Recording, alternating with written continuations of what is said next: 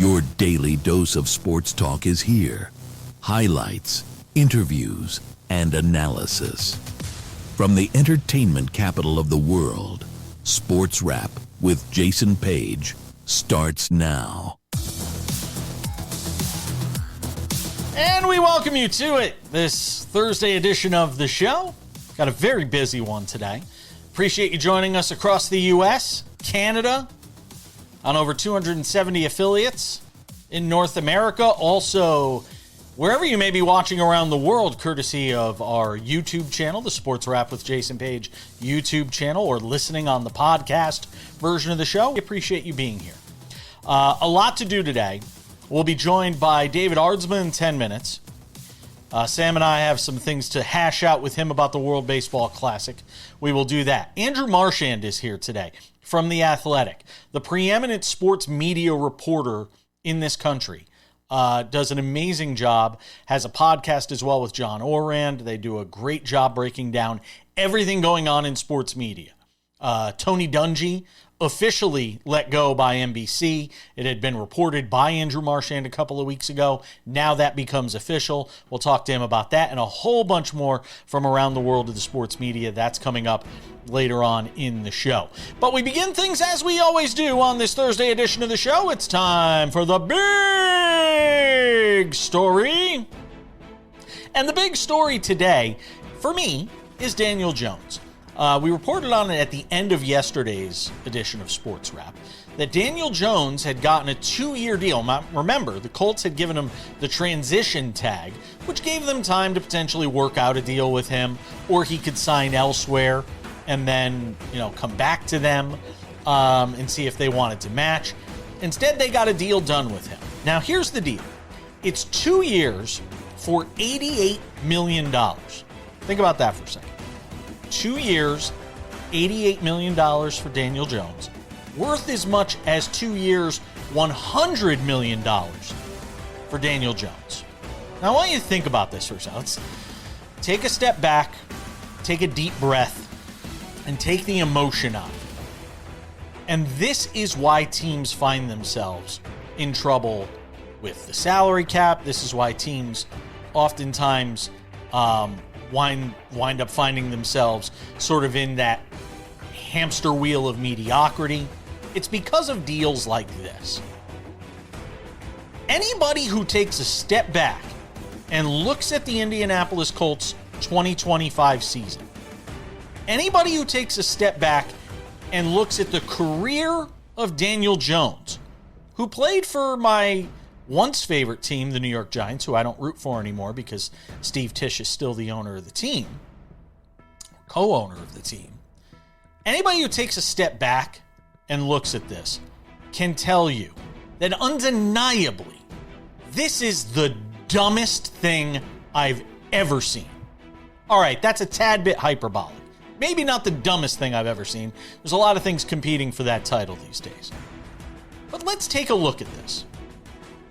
I talked about this throughout the entire 2025 NFL regular season. The fact that the Indianapolis Colts, who were 8-5 with Daniel Jones as a starting quarterback, not 10-3, not 12-3, they're 12-1 or 11-2. They were 8-5 with Daniel Jones as the starting quarterback. Daniel Jones has now gotten 2 monster quarterback contracts. One from the Giants after having one good season in New York, and one with the Colts after not even making it through an entire season in New York. And in between that, he was in limbo with the Vikings as a backup quarterback. But somebody has to help me understand. And when you really take a step back, and I know Colts fans, you're going to all get mad at me, and that's fine. When you really take a step back and look at this, how is it that in any way, shape, or form, you could demonstrably tell me that Daniel Jones has proven to be a quarterback worth $44 million per season, potentially $50 million per season for the next 2 years? Coming off an injury, now his second serious leg injury, by the way. You kind of need your legs. at the quarterback position, and in particular, the way he plays quarterback, you need your legs. I want to just remind you of something. The guy you just gave $44 million a year to for the next 2 years. This is a Colts team last year that lost its last 3 games with Daniel Jones as the starting quarterback. When they happened to play good teams, by the way. Kansas City, who didn't even make the playoffs, but we all kind of know what Kansas City was. Houston made the playoffs. Jacksonville made the playoffs. Prior to that, they had been 8-2. But here's who they beat. Miami, Tennessee, the Raiders, Arizona, Tennessee again. The Chargers, you want to give one good win there? Okay, I'll give you that. And Atlanta. That's your body of work by which you decided. And by the way, they lost to the Rams. Questionable the way it ended, fine. You could say the way they won against Denver was questionable, so they kind of washed. And they lost to Pittsburgh, who was barely a playoff team. With that body of work, you decided that Daniel Jones is the guy for the next 2 years, that you're going to pin your franchise's Super Bowl hopes to. This guy, Daniel Jones, bless his heart, I do not begrudge him in any way getting this kind of money. I do not begrudge him in any way, shape, or form. If somebody's absolutely insane enough to give you that kind of money, if somebody was crazy enough to give me a stupid amount of money and people want to criticize it, that's fine, but I would be an idiot not to take it. So I don't criticize him. I criticize the Colts as an organization. I criticize the football world that is remaining largely silent as the Colts give Daniel Jones this insane amount of money with almost no track record of success. He's won 1 playoff game in his entire career. And you just gave him money that treats him like something much better than that. What are we doing? What are NFL teams doing? Who's making these decisions that can't step back and look at what I just looked at and still thinks, $44 million a year? I'll sign on the dotted line. It's mind-boggling. All right, we got some World Baseball Classic to get to. That's the big story. We're coming back with more.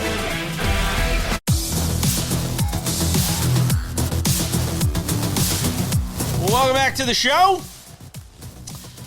More to say about the World Baseball Classic. You heard what I had to say in the big story. Let's bring in our friend David Aardsma, former big league reliever, closer, giving us some time today. All right, DA. Look, advancing is advancing. I mean, they are through to the next round. It's not like they went 1-3 and got through. They're 3-1. Yes. And moving out of the pool. They had one bad game against Italy. And maybe we need to start accepting the idea, and I texted this to you last night, maybe we need to start accepting the idea that Italy's actually a little bit better than we thought Italy was. Well, 100%. Again, you look at the roster, up and down that roster. It's all major league, some good major league players. They're playing well together. And something like this, just being like one team is good, but there's still no excuse. You got to give Italy credit, but there is no doubt the Team USA, that staff was not ready for the Italy game. They were not ready. They did not prepare them. They thought they made it. They had it all in the bag, and that's a managerial problem. Oh, that's what I was going to ask you. So you're going after Mark DeRosa on this. Players win, players win, coaches lose. So you're the captain of the ship. You have to go down with it. The buck stops at Mark DeRosa. He should know the rules, should have understood what the games stand for, what they are. But I actually think this is more of a Team USA World Baseball Classic problem. They didn't have the staff behind Mark DeRosa that actually do this on an everyday basis. We pick a staff and we go, cool, we're going to do the all-star staff because we have the all-star players. But I love Andy Pettitte. And it's not that he can't be amazing at this job. He's not a pitching coach. Like, we need a bench coach who is a legit major league manager, like every day, or even a minor league manager. We should have the staff that's like the next up and coming dudes and doing this because they're the guys that are grinding out, understand the process, understand what the rules are. That's what they live. Mark Rosa doesn't live that. Mark Rosa is a manager of people, and he's a great person to be like everything to be perfect. That's the problem. Sam, go ahead. Yeah, David, I guess I'm just curious as to what you make of the colossal letdown within that managerial coaching staff from an organizational perspective, right? Because USA Baseball, as you and I have talked about, and you and I know very, very well, is a pipeline process, right? There are people who sit in offices who run this team, run this organization 365 days a year, every single year, not just when the WBC is going on, not just when the Olympics is going on. And the U.S. is the only team that struggled figuring out what their situation is. You look at Korea and Australia and the game that they played in Pool A, right? Both of those teams, none of whom have major league talent in their managerial ranks or in their organizational ranks, right? Had any confusion about what their situation was. So I'm just curious, from your perspective, how many heads will roll because of what a letdown putting together this coaching staff was? Nothing as long as they keep winning. As long as they win from here on out, nothing's going to change. Nothing's going to happen. Now, when you bring up a great point. Now you're talking about like Korea, or you want to even go to Chechnya. You want to go to all these other countries, right? Right? Check. Like they might not have major league managers, but they have managers. They have people that actually manage the team. That's their everyday job. They're not on TV. They're not out like being pretty and just showing up. Hey, nice to meet you. I'm so-and-so. They're doing the job every single day. It might not be on the major league level, but it's on their major league level, right? It's a Korean major leagues. So that's their job every single day, is to run these numbers, go through all of this, and to process this. You get me a JUCO coach on that staff, and he would have known every single one of these things because they think about all of this stuff, and their brains never stop going as far as rules, compliance, like process. How are we going to have to make the playoffs? They would have done it. When you're the all-star staff, those are the things that just slip through the crack a little bit. If they would have just, somebody in that room would have just gone, hey, dude, we're not in. What do you mean? We are not in. Play this game full legit. Let's go. They would have won. They would have kicked Italy's butt, but they didn't do that. There's someone said, "Dude, we're good." I'm not convinced. I'm sorry. I'm not convinced they would have kicked Italy's butt. I don't agree with that. Having watched this Italy team now for this tournament, and watching what they dismantled a Mexico team that 3 years ago was, the talk of baseball. I am not convinced that this USA team, just because Mark DeRosa didn't know, I'm not convinced of that. Well, but even besides that, Jason, we knew Nolan McLean was pitching in this game a month ago. They announced Nolan McLean on this roster as the starter for this game a month ago. This was not, and Nolan McLean gives up a 5 spot. Like, it was an embarrassing performance for Nolan McLean, straight up, against the USA freshman team. Like as much as the managerial stuff went into it all, the U.S. did not put the right players in the right spots. Stop with the freshman team stuff. There's some good players on this team. Sure, there are, Jason, but the point is, every single player in that Italy lineup, every single player who played for that game for Italy was eligible to play for Team USA and was overlooked. They are not freshman team, the JV version of Team USA baseball. It just goes to show you the dearth of talent in USA in the US for baseball, that some of these guys couldn't make this team, though. So in some ways, you're actually arguing against yourself when you talk about the state of USA baseball. No, I wouldn't mind Aaronola. I wouldn't mind Aaronola on this team. Michael Lorenzen's not a bad pitcher. Not a bad pitcher, but again, if that's our level, that was the level I was arguing last week, and you guys were giving me a hard time. No, Sam was. Right, that was my level. Like, these guys are good pitchers. comparing them to Tarek Skubal and Paul Skeens. I'm sorry, Aaron Nola's not a good pitcher when compared to Tarek Skubal or Paul Skeens. Neither is Nolan McLean. Aaron Nola's an all-star. Aaron Nola's an all-star, Sam. 7 Aaron years Nola ago? the Cy Young winner. I mean, come on. I mean, Aaron Nola's a good pitcher. Certainly Still was is. at one point in his career. Has not been a good pitcher in 3 to 4 years. Wow. Tough. Now, that's the hottest take right there. That's it. Yep, I'm putting that one up in every Philly sports chat room today. Absolutely, we will. They'll agree with me. No, I don't think they will. We've got. He had a 6.01 ERA last year. What are we doing here, folks? What are we doing? We've got more. We're going to talk with Andrew Marchand a little later on, but we've got one more segment with our friend David Aardsma, because the enthusiasm and energy out of Miami was something, I mean, that was out of this world. I haven't seen anything like, oh, stop it. We're coming back.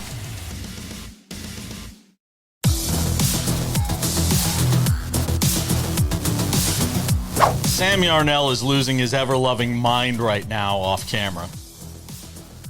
So we'll put him back on camera so you can all see what it looks like when he's losing his mind. Love it.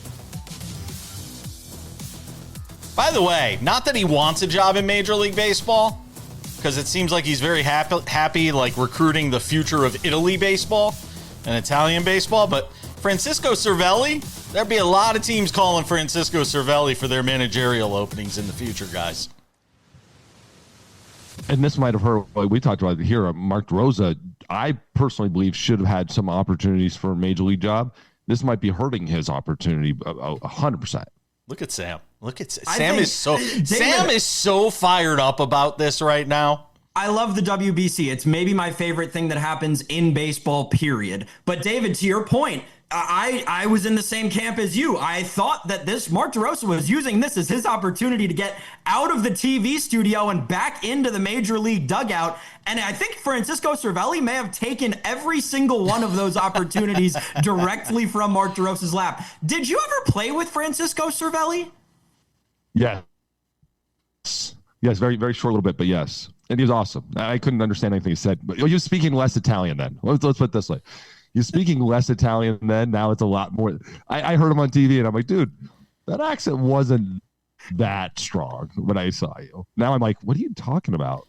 Do another espresso shot, man. Let's the Dominican Republic and Venezuela last night, for two teams that were both moving on. Both of them were going through out of this pool, and you still had people going nuts for these games. I just want to bottle that up and put it in every Major League Baseball park this season. Yeah, that's the beauty. That's the beauty of this. You want to know when to do this mid-year, and you can get that kind of energy, because you'll have the lead up. You'll have like why a little not energy afterwards. Why not? We're gonna go back to spring training when this is done. Yes, why not do this like hockey did with the Olympics and the Four Nations and stuff? Why can't we do this? Is there just too many games, too many teams, too much to try and organize? Too many games in the middle of the season that make too much money for Major League Baseball. Again, this is doing amazing, but it's still normal to, all right, cool. Like every one of these games, let's say it's a second ticket price, but you're cutting out so many games, you're losing so much revenue. That's really the like players want it, fans want it. It's the reality of the economics of baseball for that year. It does hurt. Now, the four country tournament, the NHL tournament, that's I think going to give this now legs, because you saw how successful it was and how much people rally behind it. And the TV side, like that's the big one. If Major League Baseball can really tap into that and do this and make money off of all of it, spread it around, I think you might start seeing it, because we need this middle season. And then you got Turk School there's no guard. Paul Skeens, there's no guard. Like go pitch 9. I wonder how many out of the four, if we had to narrow this down to 4 though, if this was 4 nations, who is it? It's the U.S. Do it legit like this. Dominican Republic. I don't quit. It's U.S., Dominican Republic, Venezuela, Japan. So you're leaving out Puerto Rico. You're leaving out Mexico. Yeah. Yes. Mexico didn't even make the knockout stage. I think what you do is you do these things. You do that Final Four then, You do the final four middle Next season, year. or you do quarterfinals and finals in mid-season. You do all the preliminary rounds now. Ooh, I like that. Guys, we'll see you in June. I like that idea. Yeah, I like that idea. The correct way to do it, because honestly, the knockout stage, there's really never going to be surprises. Like, yeah, Italy got through, but that's not like, all right, it's not like the craziest surprise compared to Mexico. It's not like it's Taiwan beating Japan to move on. Japan's out or anything like that, right? If the U.S. would have been out, that's the huge one, but they're not. They still did their job. David, so obviously we're talking about all of this, and it in this hypothetical scenario, right, would have to happen next year, because 2028 we have the Summer Olympics in the United States, and they've said that baseball is partaking in it. My question is, with this CBA looming, right, and everything that's gone on over the past week and a half, has it made you any more hopeful for there not to be a lockout? And how do you think that the Olympics will factor into collective bargaining? Ooh. I don't know how much the Olympics are going to factor into collective bargaining. It's going to be interesting in the take on that. And I don't think this is affecting it at all. The core economics of baseball aren't affected. The core question at the CBA, the cap, isn't going to be affected by this at all. That's the only thing that is going to cause a strikeout or a lock, is the 3 letters CAP. That's it. And so unless the WBC can somehow answer that question, that's it. There's nothing else on the agenda. Now, when I was on the subcommittee, when I was on the negotiating committee, the things were international draft, or draft compensation, were drug testing, things like that nature. And so there wasn't a big deal there wasn't really a big punch in the face moment that either team had to get knocked down and get back up. It was pretty clean negotiations. They're never perfect, but pretty clean. And then we got it more into that cap conversation as the years have come. That's a wall moment. That's a unstoppable force into an immovable object. And that's something that it doesn't matter Olympics or this. The bigger question is, and my buddy James brought this up to me yesterday, is the Greek during the break, is Ohtani going to go to Japan and play baseball? That is very interesting. Is he allowed to? I don't know if he's allowed to, because he would still be under contract for the club. At that point, they're not. There's no contracts, right? They're not paying you. They're voiding your. They're essentially not paying your contract. So why would you be? It's an interesting. All right, interesting guy. Just saying. All right. What if we got Ohtani in Japan for a season? I've got a minute. Handicap this final 8 teams here. Who wins the World Baseball Classic? USA. You'll call it USA. It's going to be USA. That game, USA Dominican, is the championship. Look, anything could happen in a 1-game situation. If they played a best of 7, the Dominican Republic is beating USA. I don't know. I don't think so. Oh, I actually think man USA is better. What have you seen through the? That's all they bring is energy. But if the USA, all they bring is energy. All they bring is energy. If you watch these games, the DR, man, oh my God, that team is stacked. Energy, they're stacked, but man for man, there's not many whole lot of changes I take over the USA. Would you take a shortstop? Sam, you got the final 20 seconds here if you want to retort that.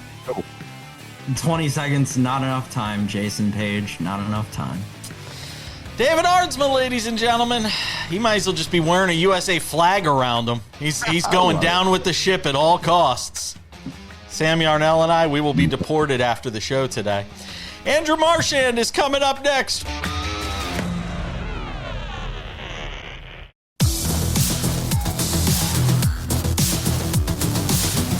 I'm always fortunate to talk about the sports media world with this guy. He's one of my favorite guests to get on the show.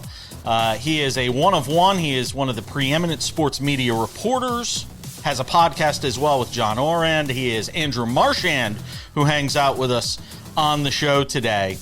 I want to start with the most recent news, and that is Tony Dungy. What had been talked about a couple of weeks ago becoming official, with Dungy being let go from NBC. And Frank, look, for me, it's good riddance. He's one of the most anti-LGBTQ plus people in the entire sports media industry. So I have no problem seeing less of him. But from the media perspective of it, He's 70 years old. Take all the stuff that I'm talking about and put it aside. He's 70 years old. The last time we saw him on TV, he was getting undressed by Rodney Harrison on the whole Hall of Fame thing. It just kind of felt like it was time, wasn't it?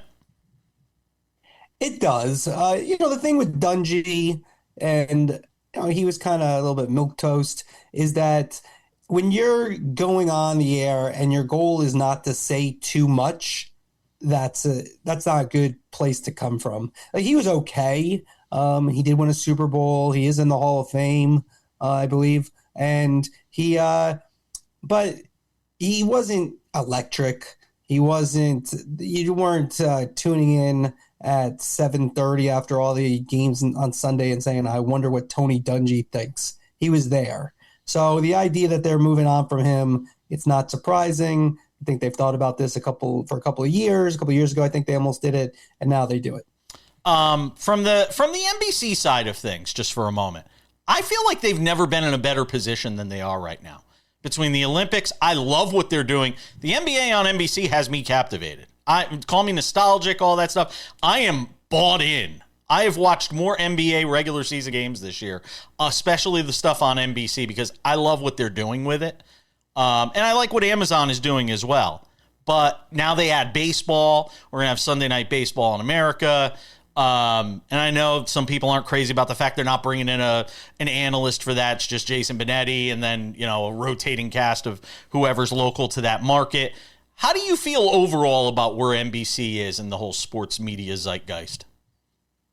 Yeah, I think the Olympics and the Super Bowl were about as big as you can get. When you think of the biggest events in sports over in the world, the Super Bowl and the Olympics, I think you'd probably put the World Cup in that category as well. But to have those and have Mike Tirico call Super Bowl, then be in Italy and hosting, you just saw it. I thought really what Molly Solomon, who's the head of their Olympic coverage, what they've done with the Olympics has really kind of brought it to a new level. You can watch everything live. They've kind of brought it to the modern era. You got digital, you can watch everything live.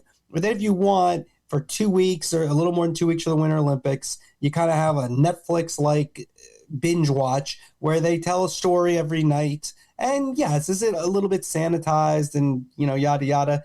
Maybe. But it's enjoyable. And then you add the NBA. They paid a lot for the NBA. But I agree. There is something, maybe I don't want to sound old ever, but maybe we're a little bit older, and just something about it being on broadcast TV makes it feel bigger. There's something special about that. Maybe it brings us back to the Jordan years. I don't know exactly what it is. You're right. They have leaned on nostalgia, but I think when you talk about these broadcasts and these streams, I think the play-by-players are really where it all starts for your enjoyment. And, Tirico's very good. Noah Eagle is a rising star. You talked about Amazon Prime Video. They did really well. Ian Eagle, to me, is the best going on basketball. Kevin Harlan, Michael Grady. So they all got that correct. And I think when you do that, the rest flows, because ultimately there's a lot of focus on the studio shows, but it's the games that we really care about. Andrew Marchand of The Athletic as well. I almost forgot. He does that too. Sam, go ahead. Andrew, we're obviously coming off of a run of few days in every NFL calendar known as scoop season, right? When free agency opens and the legal tampering window opens. I saw a very interesting unofficial study on the internet between who got to scoops first, and Adam Schefter was blowing out of the water essentially the rest of the competition this year. But classically, I thought of Schefter and Rappaport as the two who had raced to a scoop. It feels like Schefter is now miles ahead of anybody else. How have you seen the evolution of the race to scoops in the NFL? Yeah, I think with social media, especially Twitter, it's changed because, you're talking seconds. And it used to be, if you had a scoop, before the internet, the other people, you had a day, you had to catch up on a scoop, and then you'd start that next day at the same starting point on the finish. Now, seconds later, someone can confirm. So, look, I think what Schefter and Rappaport, to me, the real stories that are broken, Jason started off with Tony Dungy. For me, Dungy confirmed the news this morning, but I wrote it a couple weeks ago. To me, that's when we break the story. So you tell people things that the people you're writing about or the entities you're writing about don't necessarily want you to write about. So I think the skill that Schefter has and then what he really brings to ESPN is the oxygen he puts into those shows. Because when you have breaking news and the information you can have, I think a few years ago he did really well with Tom Brady, where he was on Monday Night Countdown, and he said something about him leaving. And Ian O'Connor had written some things, and I think some others had mentioned as well. But Schefter started putting some of the things together early. So, yes, there is something to say Tom Brady's going to Tampa. That is something. There is some value in that. But the real value to me is when you tell me stuff early and where things are going. And I think if you listen to Schefter, I think in the social media age where there's so much scrutiny on all these guys, I think what he does a really good job of is giving you a lot of context beforehand. Twitter, if somebody wins by 15 seconds because an agent's texting them, I'm not as impressed with that. But the insight that you get, the little nuggets, those are to me, and Schefter's excellent at it. Andrew Marchand's hanging out with us. One more segment with him next.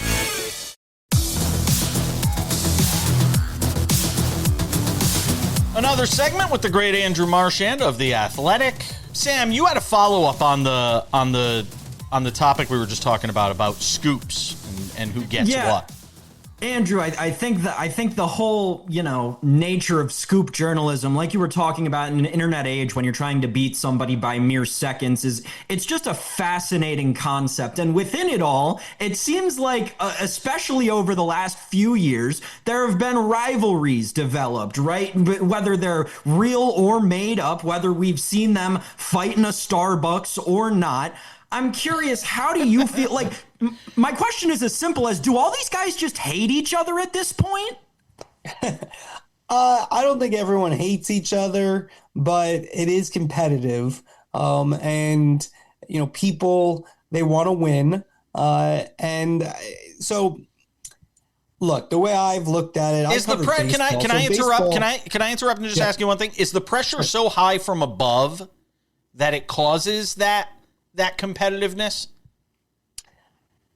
Not necessarily. Well, look, at the end of the day, Adam Schefter makes nearly $10 million a year because he has a million scoops. And, they're worth a lot to the entities. So I think if he weren't coming in first all the time, then I don't think that he'd be making what he's making.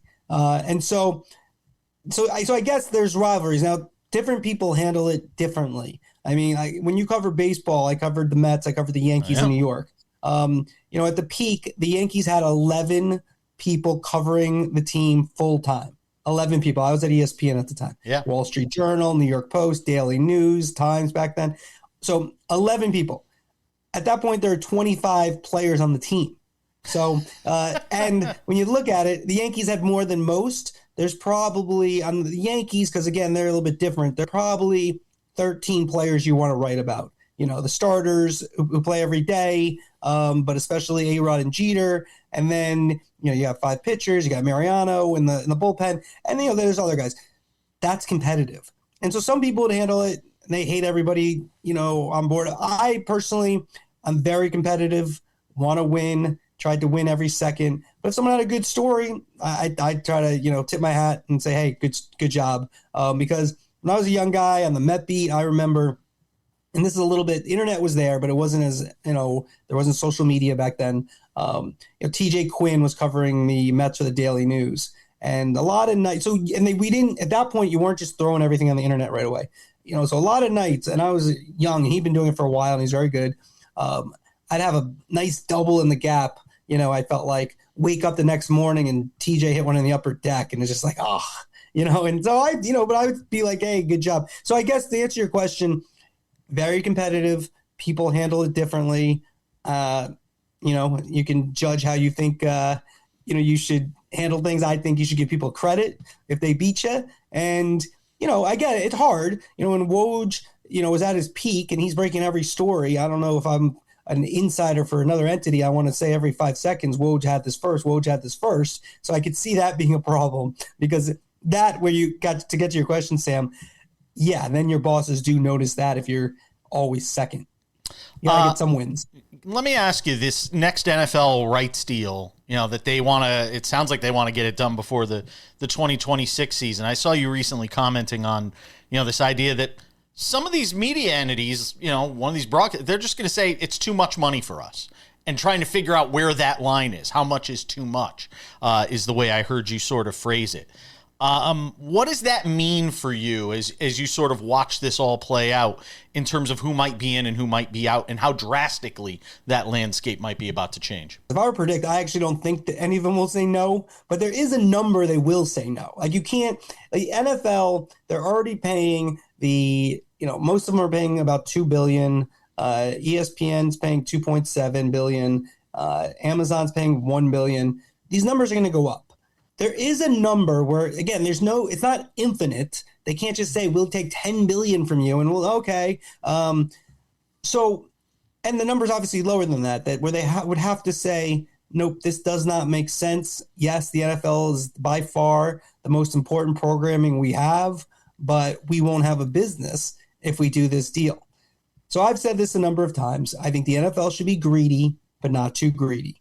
I think the system they have with the networks, with Amazon, maybe sprinkle in YouTube and Netflix a little bit more, that makes sense to me, because I think you always have to look, like, I think whenever you do a contract, you have to think about what does this mean for the next contract. And if you get, and then they're not going to do this, at least not this time around. If you get a little too reliant on streaming at this point, the streamers do not need the NFL. They want the NFL. They like the NFL, but they don't need it. Really? YouTube. Wow. Well, YouTube's $1 trillion company. Yeah, that's true. So is Prime Video. So is Netflix. They've done that without the NFL. So there's no proof that they need the NFL. Now, but if anybody could outbid and pay whatever the NFL wants, they can, if those TV partners on the broadcast side say no. No, you're right. And well, that's the leverage. And that's where the rub is. And so will they try to ask for double and say, these networks have to pay double? That's not in their budgets. Their budgets. And the other thing that people need to understand, so these deals that they signed, they're only in their fourth year of 11-year contracts. At the end of the decade, there's some are a little bit different than others, but at the end of the decade, they have opt-outs. Mm-hmm. But the NFL saying, no, let's do the opt-out now, start paying us more now. Right. So you're buying out those other years. So in theory, maybe you get it's a little bit less because they don't have the full leverage, because these networks could say, no, you have opt-out at the end of the decade, we're not doing a deal now. That might not be good for them long term. So they might want some more cost certainty. We'll see where they go, but I have a feeling it's going to work out well for the NFL. I want to continue this just for a couple extra minutes on the podcast side of things. Andrew, always appreciate you, my friend. Thank you.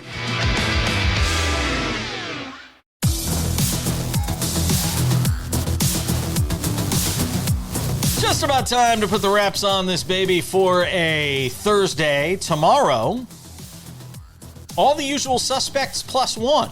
Robert Littal, Black Sports Online founder. Tino Patino, NASCAR handicapper, betting insider. Preview this weekend's race in Las Vegas. And Patrick McEnroe on the show tomorrow. From the BNP Paribas, which has been thoroughly entertaining. You want something to go watch, and we don't have time to slip it into the show today because we were so busy. Go see the point between Jack Draper and Novak Djokovic from their match last night. That was epic. That was one of the greatest points if you get to see one point before you die in tennis, it should be that point last night between Djokovic and Draper. Was amazing. By the way, you're off tomorrow. Why are you off tomorrow? I'm just going to put you on the spot and ask. What are you doing? They're actually calling me up. I've been called up to the Team USA baseball roster. So they're sending down Tarek Skubal, Ryan Yarborough, and Michael Waka. They're calling up me, Tim Hill, don't know who that is, and Will Vest. Ever heard of him? And Tyler Rogers too. So the four of us, we're going to get on a jet. We're going to head down to Miami and pitch for Team USA because that's the quality of pitcher that they've got left, Jason. I think is Team USA in Miami or are they in Houston? I'm not sure. Everyone's in Miami now. Quarterfinals, semifinals, and final all in Miami. All right, there you go. Shows you how much I know. Before we go, a couple of reminders. Sports Wrap with Jason Page, the podcast, subscribe today. The audio version of the show. We had a conversation with Andrew Marchand on the show today. Guess what? It's twice as long as what you saw. So if you want to see the entire conversation, we get into Stephen A. Smith, regional sports networks, and a lot of you aren't going to see baseball on those regional sports networks anymore, if they're even on anymore in some cases. There's so much more we talked about with Andrew Marchand from The Athletic. You're going to want to watch it, trust me. If you're into sports media stuff and want to look behind the scenes and see how the sausage is made a little bit, you're going to really enjoy it. That's in the SportsWrap Spotlight, which is available both anywhere you get an audio podcast. The SportsWrap Spotlight is available in addition to this show, the Monday through Friday TV version of the show. It's a companion podcast. We do it now every day. Go and subscribe to the SportsWrap with Jason Page podcast. Also, the SportsWrap with Jason Page YouTube channel. It's fantastic. If you have not checked it out yet, it is the TV version of the show, available on YouTube Monday through Friday, 45 minutes, commercial-free. Again, those extended conversations, like the ones we had with Andrew Marchand today, that is available on the SportsWrap with Jason Page YouTube channel.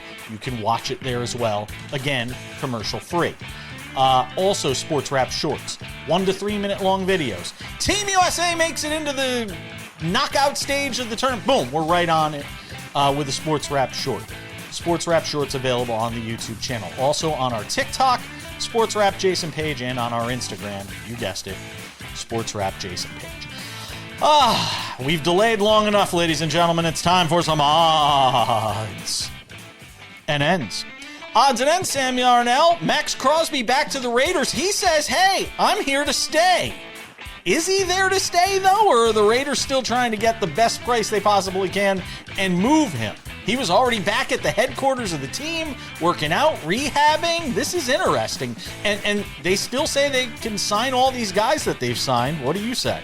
Yeah. So I didn't think this was possible, and I think that there's some reworked language that has to be worked into a lot of these contracts now. But a lot of the capologists seem to think that they're going to be able to get to most of those contract numbers that they posited right when the legal tampering window opened, which makes things very interesting. And then for the bottom half of those guys, the guys who may not potentially be in line with the Max Crosby addition, you might just want to go play for the Raiders for a little bit cheaper money now that they've got Max Crosby and they've got Tyler Linderbaum and they've got all these other weapons that they went out and added.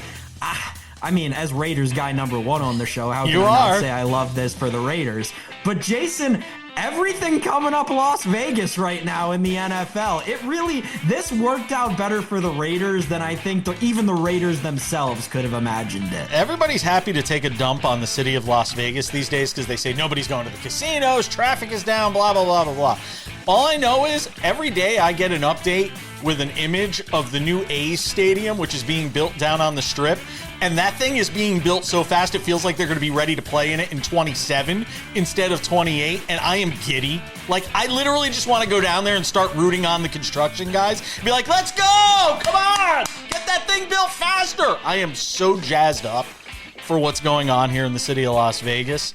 By the way, tourism board, visitors authority, I'm here. If you ever want to talk. I'm so jazzed up though about this A's stadium that's going up right now. And yes, if you're a Raider fan, be excited. Why not? I hadn't thought about this until just now as you were saying that, laying out the timeline a little bit, but it really does feel like that stadium's had a much more elongated timeline than we see for other stadiums, even in other sports. Like, this stadium's going to take, you're telling me this stadium in Las Vegas is going to take a year longer to build than the Buffalo Bills stadium in Western New York, where you can't do construction work 12 months out of the year and has, 1.5 times as much seating? Doesn't make sense why this is taking so long. The lower bowl is already kind of done here. Like, they really are. Yeah. But the problem is in the summer, I think the summer months here make it tough when it's 120 degrees. That might make it tough. We're out of time. NFL might play a game on Thanksgiving Eve. We don't have time to talk about it, though. Maybe we'll get into it on the show tomorrow. Oh, please. They want every day of the week. It's going to do it for us. Sam Yarnell, always appreciate you, my friend. Thank you to David Aardsma. Thank you to Andrew Marchand, all of you at home for watching. That is SportsWrap on this Thursday. We'll catch you back here on Friday. Robert Littell, Tino Patino, Patrick McEnroe, and me, Jason Page. Bye-bye.